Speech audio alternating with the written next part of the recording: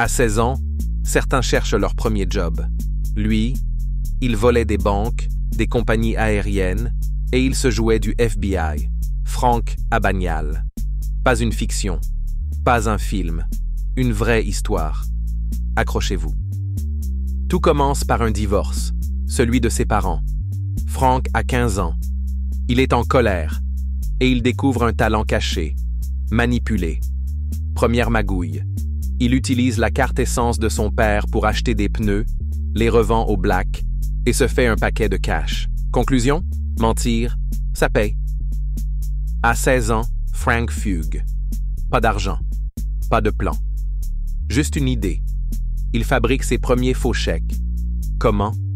En récupérant de vieux carnets de chèques, en falsifiant son identité à la main et en déposant de petits montants dans des banques peu méfiantes. À l'époque, les chèques mettent plusieurs jours à être vérifiés et les banques ne communiquent pas entre elles. Frank dépose, retire du cash et disparaît avant que quelqu'un ne découvre l'arnaque. En quelques mois, il encaisse l'équivalent de plusieurs dizaines de milliers de dollars. Une fortune pour un ado seul dans les années 60. Grâce à cet argent, il goûte à une toute nouvelle vie. Hôtel chic, restaurant haut de gamme, costumes sur mesure, voitures de luxe en location. Frank découvre un monde qui ne lui était pas destiné, et il en veut toujours plus. Comment être encore plus intouchable? Simple. Devenir un symbole de confiance. Un pilote de ligne. Frank achète un uniforme Pan Am grâce à un faux chèque bien placé. Puis il fabrique une fausse carte d'identité de copilote. Et pour être crédible, il traîne dans les bars d'aéroport, écoute parler les pilotes et apprend leur jargon par cœur. Uniforme, badge, savoir-faire, il est prêt. En uniforme, Frank devient invisible. Personne ne remet en doute un pilote. Il profite du système deadheading. Les compagnies laissent voyager gratuitement les pilotes hors service. Miami, Tokyo, Paris, Montréal.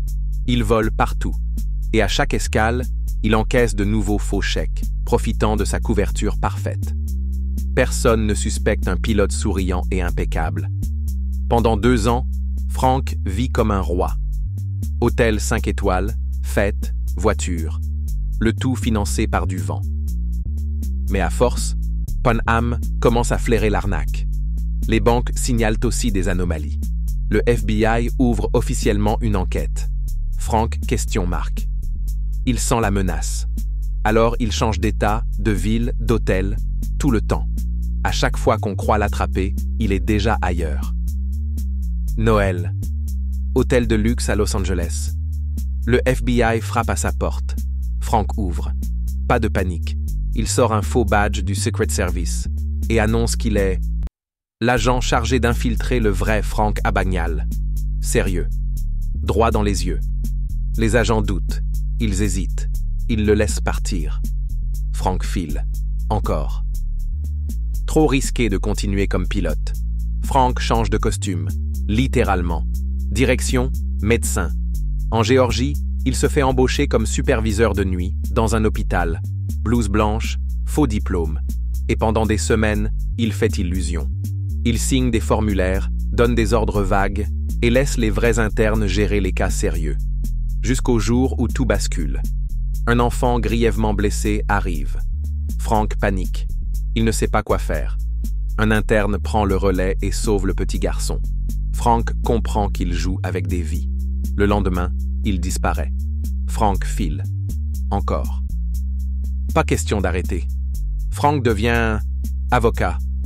Il s'invente un diplôme de Harvard, passe l'examen du barreau en Louisiane et le réussit. Comment? En révisant nuit et jour dans une bibliothèque locale. À 20 ans, il est assistant du procureur, respecté, bien payé, et même fiancé à la fille d'un grand avocat. Mais il sait, son passé le rattrape toujours. Le FBI commence à comprendre. Il croise les témoignages, il recoupe les fausses identités. Frank sent que la fin approche. Il prend l'avion pour l'Europe. Nouveau continent, nouveau faux papier. Mais le compte à rebours est lancé. Montpellier, France. Une ancienne hôtesse de Pan Am reconnaît Frank. Elle alerte la police. Arrestation immédiate. À 21 ans.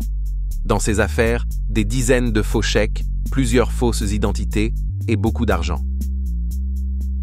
Frank passe par la case prison, en France, puis en Suède. Et enfin, il est extradé aux États-Unis. Là-bas, il est condamné à plusieurs années de prison. Mais son histoire intéresse. Le FBI lui propose un deal. Travailler pour eux, détecter les fraudes, déjouer les nouveaux Frank Abagnale. Frank accepte et devient le chasseur qu'il a longtemps fui. Si cette histoire vous a marqué, n'hésitez pas à laisser votre avis en commentaire. Et pour soutenir ce type de contenu, pensez à liker et à vous abonner, ça m'encourage énormément à continuer. Merci d'avoir suivi la vidéo jusqu'à la fin et à la prochaine fois.